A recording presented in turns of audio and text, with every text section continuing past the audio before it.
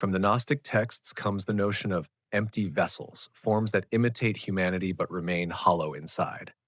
The Egyptians spoke of souls whose hearts, weighted with imbalance, could not pass the judgment of Ma'at. The Greeks told parables of shadows mistaking themselves for reality, a warning that not every form of life was truly alive. Each of these traditions, in its own way, acknowledged a disturbing possibility that appearance and essence do not always walk hand in hand. And in daily life, many of us have felt that same possibility with our own senses.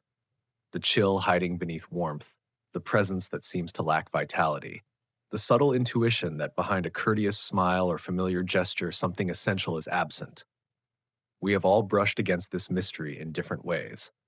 Sometimes it is the colleague whose friendliness feels painted on, the relative whose warmth never deepens beyond ritual politeness, or the stranger who makes you shiver though they have done nothing at all.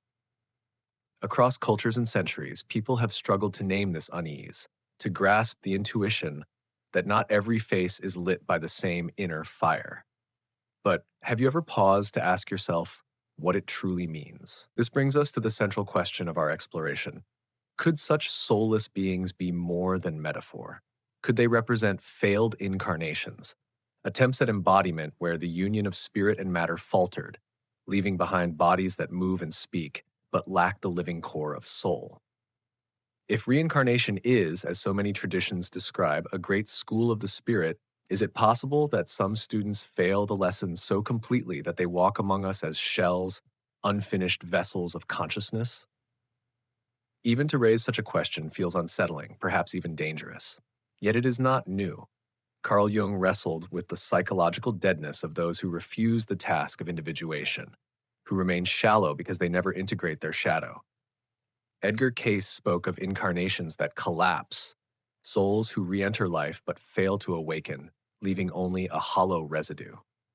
Ingo Swann hinted at presences encountered in altered states, beings that seemed human but carried no resonance. Albert Einstein warned of humanity's delusion, separateness. One wonders, could the soulless be those imprisoned in that delusion, unable to break free? Modern neuroscience adds its own puzzle. What happens when empathy networks and mirror neurons fall silent, when cognition remains intact, but the music of connection is gone? The great spiritual traditions deepen the riddle. Buddhism asks, what becomes of the being who clings too tightly to illusion and fails to awaken? Christianity asks, what is the fate of one who gains the world but loses their soul? Each faith seems to circle the same haunting possibility, that existence can continue without the full presence of spirit. So perhaps the notion of soulless beings is not simply myth or metaphor. Perhaps it is a mirror held before us, forcing us to examine the fragile link between body and soul, incarnation and essence. To follow this mystery is to step into a realm where science, psychology, and spirituality converge, and that is the path we now begin as we ask, are the soulless, failed incarnations unfinished sparks in human form, or something even stranger? To understand how deep this question runs, we have to travel backward, far beyond our own age, into the myths and teachings where humanity first tried to describe what it means to lack a soul. The Gnostic scriptures, those cryptic texts whispered at the edges of early Christianity, speak of a strange category of beings. They are called hylics, shells without spirit, mere vessels animated by the archons, those rulers of illusion. In these writings, not everyone who looks human truly participates in the divine spark. Some are empty containers, puppets of forces that thrive on ignorance and separation. The image is unsettling, a form that mimics humanity perfectly, but within it, a silence where the soul should be. The Egyptians, with their elaborate rituals for the afterlife, offered another picture. For them, the soul was tested in the hall of Ma'at. A heart weighed against the feather of truth would reveal whether it was light enough to continue or too heavy with imbalance to survive. A heart that failed this test was devoured, erased from the eternal journey. Imagine what that means. Not every human heart was destined to endure. Some incarnations ended in annihilation, as if the soul itself collapsed under its own weight. Here, again, we find an echo of incompleteness, a suggestion that embodiment can falter, that not every life is fully alive in spirit. The Greeks, ever the philosophers, spun the tale into allegory. In Plato's famous cave, prisoners mistake shadows for reality, convinced that the flickering images are all there is. They live, but in a diminished sense. They respond to illusions, never turning toward the fire that casts them. For Plato, the soulless were not necessarily monsters, but rather human beings trapped in ignorance so profound that their lives were shadow plays. Their existence imitated reality without ever touching its essence. These ancient perspectives, scattered across continents and centuries, converge on a haunting insight. Not every person participates in the same measure of soul essence. Some are radiant with it, others seem to carry only fragments, and some appear to lack it altogether. Whether described as shells, as heavy hearts, or as shadows mistaking themselves for substance, the warning is the same. There exists a kind of incompleteness, a way of being human that falls short of humanity itself. It is tempting to dismiss these ideas as the myths of pre-scientific minds. And yet, why did so many cultures isolated by geography and time arrive at similar images of hollowness? Why did they feel the need to name the possibility that form and essence can diverge? Perhaps they sensed, as we sometimes sense, that life is not distributed evenly, that something vital can be missing. This is not merely a theological curiosity. It cuts to the very heart of how we understand incarnation itself. If being born into human form is the joining of matter and spirit, then these traditions suggest that the joining is not always successful. Something can go wrong. The spark may not ignite. The incarnation may remain incomplete. And in that incompleteness, the myths whisper, lie the beings we have come to call soulless. What makes this even more striking is how these old stories resonate with our modern intuitions. When we feel the chill behind a smile, when we notice the absence of depth in another's eyes, we are echoing perceptions that the ancients encoded in their myths. They saw what we still see, that the difference between a vessel filled with soul and one that is empty is not always obvious on the surface, but it is palpable to the deeper senses. The ancients planted the seed of this unsettling possibility, that not all incarnations reach completion. They left us with images, symbols, and parables that force us to consider the mystery of beings who look human, but may not carry the full flame of humanity within. These echoes from the past prepare us for the next spin our journey, where psychology and spirituality begin to translate the myth into the language of the inner life. For if myths warn us of hollow vessels, psychology asks, what happens to a person who refuses the task of becoming whole? If the ancients spoke of hollow vessels and shadows mistaking themselves for reality, modern psychology gave us new language to approach the same mystery. Carl Jung, that great cartographer of the psyche, believed that the central task of every human life was individuation, the long and often painful process of becoming whole. Individuation meant more than acquiring skills or wearing the mask of a social role. It was the integration of everything we are, including the hidden and unwanted parts we push into darkness. Jung called these repressed elements, the shadow, and he insisted that until we weave the shadow back into our conscious life, we remain divided, fragmented, and shallow. Here lies a startling connection to our question. For what happens when a person refuses this task altogether? What becomes of the man or woman who lives entirely in denial of their own depth, who avoids the shadow so completely that their personality is nothing but a surface? Jung's answer was sobering. They become hollow. Their lives lose vitality, their words lose authenticity, and though their bodies function, their souls do not grow. In this sense, soullessness is not only a metaphysical riddle, but a psychological reality. Jung went further. He observed that when people refuse to face their own darkness, they inevitably project it onto others. What they cannot accept in themselves, they condemn in the world around them. And so the empty one does not only lack substance, they begin to create distortions in the lives of others. Like an echo chamber of denial, they push away their own depths and then punish those who remind them of what they have lost. This kind of person may appear outwardly successful, even charismatic, but if you look closely, something is missing. Their laughter is hollow, their relationships transactional, their sense of meaning brittle. They are, in Jung's language, caught in projection, living not from the soul but from a mask. The mask itself fascinated Jung, who explored the ways we all wear personas to navigate society. But when the persona becomes the whole of one's identity, When there is no connection to the deeper psyche, the result is psychological emptiness. And here we find another parallel with the idea of soulless beings. They are masks without depth, forms that function without essence. Jung also warned about the anima and animus, the inner feminine and inner masculine, that guide the psyche toward balance. When these archetypes are distorted or cut off, the individual loses access to vitality, creativity, and authentic relationship. Without the anima, a man becomes mechanical, unable to feel or connect. Without the animus, a woman becomes untethered, unable to embody strength or vision. In both cases, the psyche shrinks. What remains is a life that is technically human but spiritually stunted. This stunting can feel eerily similar to what myths described as failed incarnation. If incarnation is an opportunity, a classroom for the soul, then failing to individuate is like refusing to attend the lessons. The body grows older, the years accumulate, but the inner being remains undeveloped. It is arrested development at the deepest level, a human form without the fullness of a human essence. From this perspective, the soulless are not necessarily alien intrusions or supernatural anomalies. They may simply be people who stopped short of becoming whole, who abandoned the path of depth and settled for the mask. Jung himself suggested that this failure has consequences not only for the individual but for society.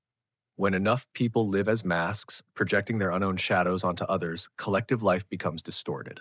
Wars, scapegoating, systemic cruelty, all can be traced back to the refusal of individuals to do the work of integrating their darkness.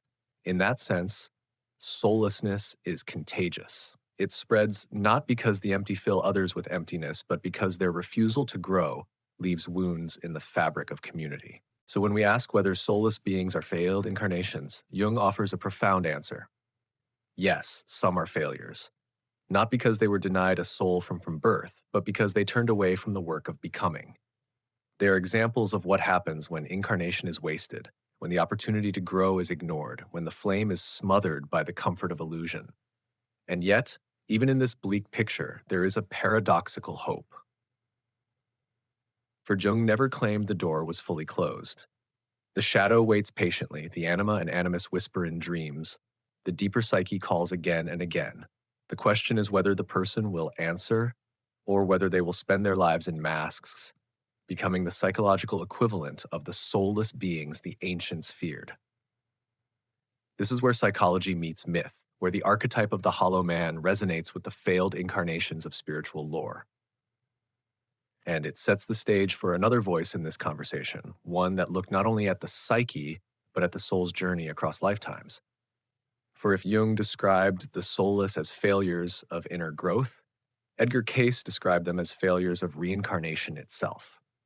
If Carl Jung gave us the language of the shadow, Edgar Cayce gave us the language of the soul's journey. Known as the sleeping prophet, Cayce entered trance states where he spoke of things far beyond his own education. Visions of past lives, glimpses of future probabilities, and insights into the mysterious mechanics of reincarnation. For Cayce, life was not random chance.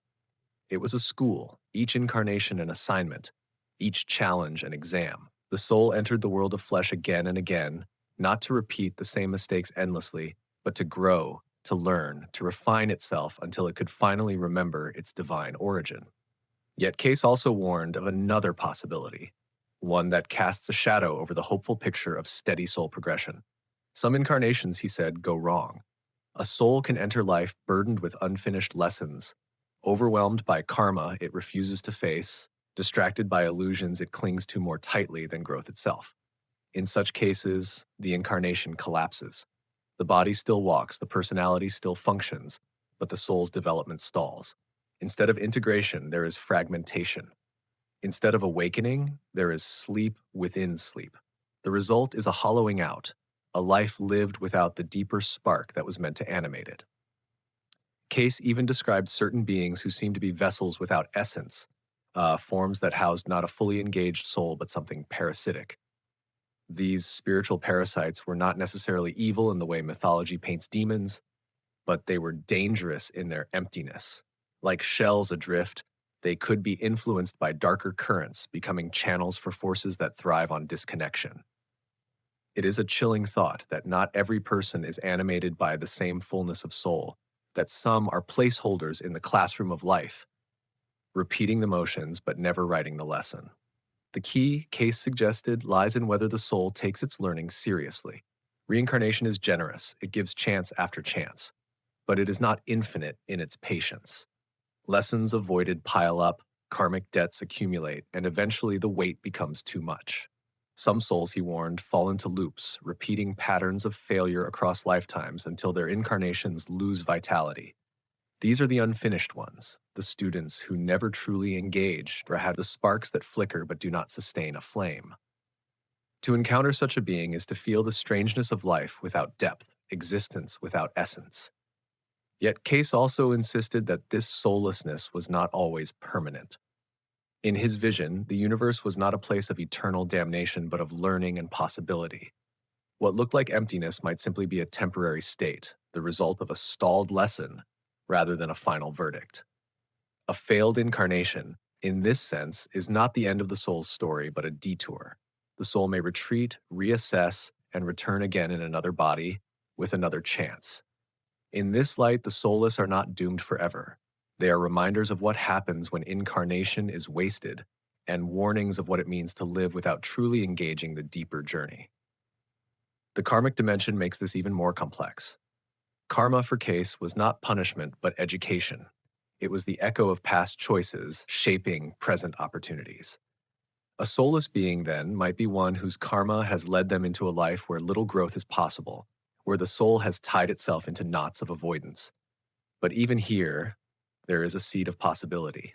What looks hollow to us may be part of a longer arc of redemption, a pause before a future awakening. And so we are left with a paradox. On one hand, Cayce confirmed the ancient intuition: not every incarnation is complete, not every human life is fully animated by soul. On the other hand, he offered a wider frame. What appears soulless may be only temporary, a momentary silence in the symphony of many lifetimes. The failed incarnation is not necessarily a failed soul. It is a warning, a lesson, a mirror for us to ask whether we ourselves are living fully or simply going through the motions. This perspective draws the mystery closer. For if soullessness can be the result of unfinished lessons, then perhaps the unease we feel in certain presences is not only about them, but about us. They remind us of the stakes of our own incarnation, the urgency of our own learning, the fragile bond between opportunity and choice. And this sets the stage for another voice in the conversation, one that carried the mystery beyond psychology and beyond reincarnation, into encounters with intelligences that seem to live at the very edge of human comprehension. It is here that we turn to Ingo Swann, Albert Einstein, and the strange bridge where science and mysticism meet. If Edgar Cayce spoke of unfinished lessons and hollow incarnations, Ingo Swann carried the mystery into terrain even stranger.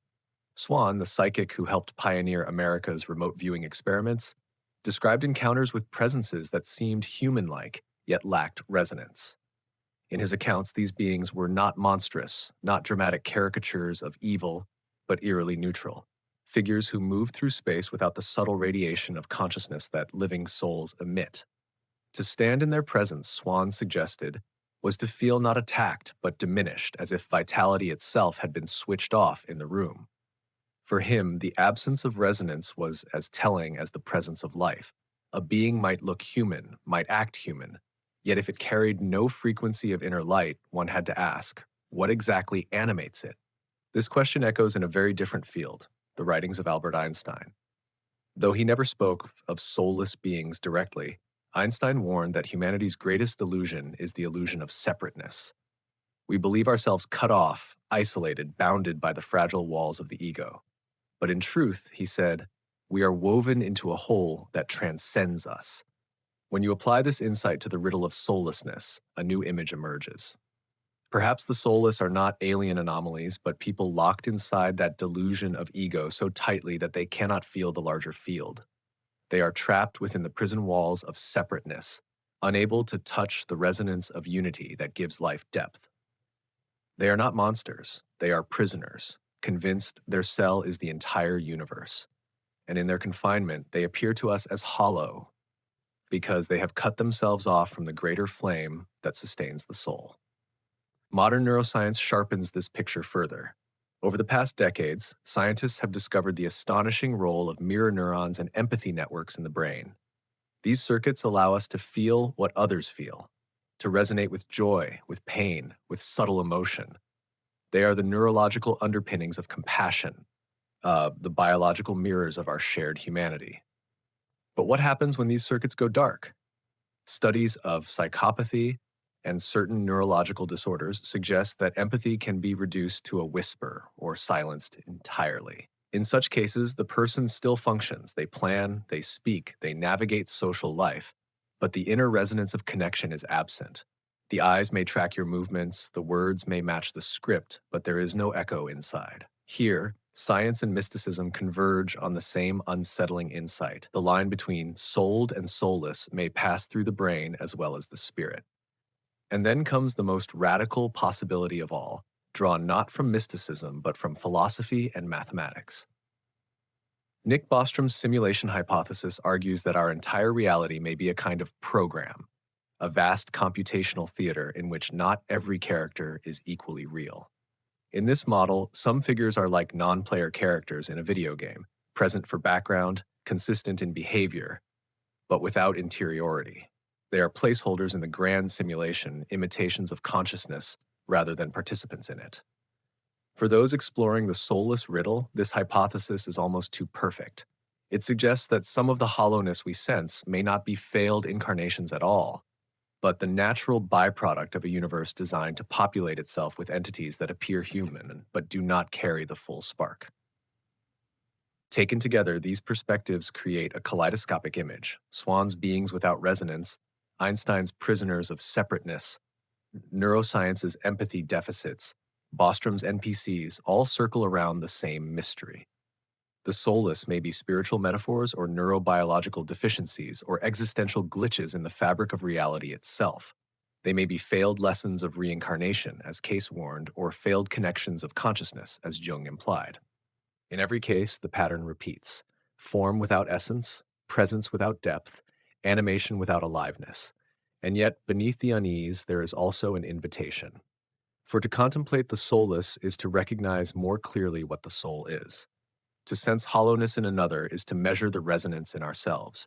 Whether we explain it through myth, psychology, neuroscience, or simulation theory, the haunting remains the same. Some presences mirror vitality, others mirror its absence. Both force us to ask who we are and what animates us. This brings us to the human mirror itself, the place where the riddle stops being abstract and becomes personal. For the soulless, whatever their origin, do not only exist as curiosities or theories. They enter our lives. They stand beside us at work. They sit across from us at dinner. They share our families and our histories. And in doing so, they press upon us the most intimate question of all: how do we carry our flame in a world where hollowness is always near? That is the territory we turn to next. The more we chase the riddle of the soulless through myths, psychology, mysticism, science, and even simulation theory, the more we discover that the question is not only about them. It is, in a deeper sense, about us. Soulless beings, whether real entities or archetypal symbols, operate as mirrors. They reflect back the state of our own flame. When you stand near a hollow presence and feel your light flicker, the real question is not, what are they? But what do I do with the flame I carry? Those who are most sensitive often feel this mystery with the sharpest clarity. Empaths, the ones wired to sense subtle vibrations, can detect hollowness in ways others overlook.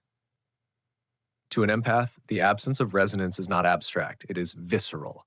It feels like a room going cold, like music cutting off mid-song, like standing beside a body with no pulse. Empaths notice what others dismiss, and because of this, they often pay the price. They are drained by the hollow, targeted by the empty, drawn into the very void they sense. It can feel like a curse to perceive so much in a world where others appear numb, but there is also a strange privilege in it. For to feel emptiness so clearly is also to know, by contrast, what fullness is. This confrontation brings every sensitive soul to a choice point. Do we collapse into the emptiness, letting its hollowness erode our light? Or do we transform the encounter into wisdom, using it as a reminder of what must be guarded? To meet the soulless is to be asked, will you protect your flame, or will you let it be swallowed by the void? The choice is rarely easy because hollowness has its own gravity. It pulls at us with subtle manipulations, with the weariness of carrying depth in a shallow world. And yet, precisely in resisting that pull, strength is forged. The soulless test us, and in that testing, the soul proves itself. Throughout history, this confrontation has taken on mythic shape. Archetypes whisper of it in our collective imagination. The sentinel, a figure of the empath, stands vigilant, carrying a flame in the darkness, refusing to be extinguished. The hollow, its counterpart, appears as a shell animated by shadow, imitating life without truly living it. These are not merely characters in stories, they are living patterns that play out in families, workplaces, and societies. The sentinel and the hollow meet again and again, each encounter echoing the timeless struggle between light and absence. From this mythic vantage point, the lesson becomes clear. The existence of the soulless forces us to cultivate discernment, resilience, and compassion with boundaries. Discernment, to recognize when someone's warmth is only surface. Resilience, to endure the draining effect of hollowness without collapsing into it. Compassion with boundaries, to care for others without letting the void devour our own light. These qualities are not luxuries, they are survival skills in a world where not every presence nourishes. The soulless, paradoxically, become our teachers, not because they intend to, but because their very emptiness challenges us to embody fullness. There is a kind of dark humor in this, too. Imagine the irony. Those who seem to lack soul may be the very ones who force the rest of us to discover ours. They prod us into vigilance, into clarity, into courage. They remind us that soul is not something we can take for granted. It must be tended, guarded, and chosen, again and again. In this sense, the soulless are not only warnings, but catalysts. Without them, perhaps we would never ask the question of what soul truly is. And so, the story circles back to its deepest point. The soulless exist, whether as failed incarnations, psychological masks, neurological absences, or simulation placeholders, but their presence alone does not define the meaning. The meaning emerges in our response. Do we see them as threats to our flame, or as mirrors that reveal it more clearly?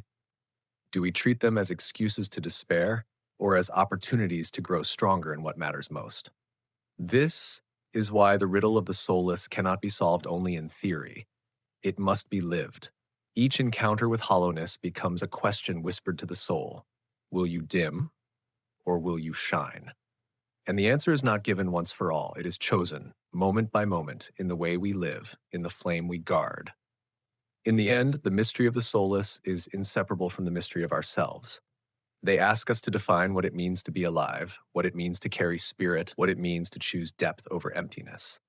And this prepares us for the closing turn of our journey, where all the echoes, from ancient myth to modern science, from Jung to Cayce, from Swann to Einstein, converge into a final insight.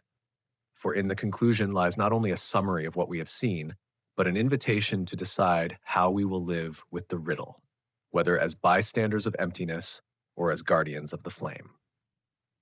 So we arrive at the end of this journey, and perhaps at the beginning of another.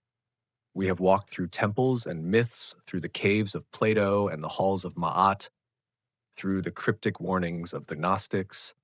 We have followed Jung into the labyrinth of the psyche, where shadows wait to be integrated, and we have listened to Cayce speak of incarnations that succeed or collapse.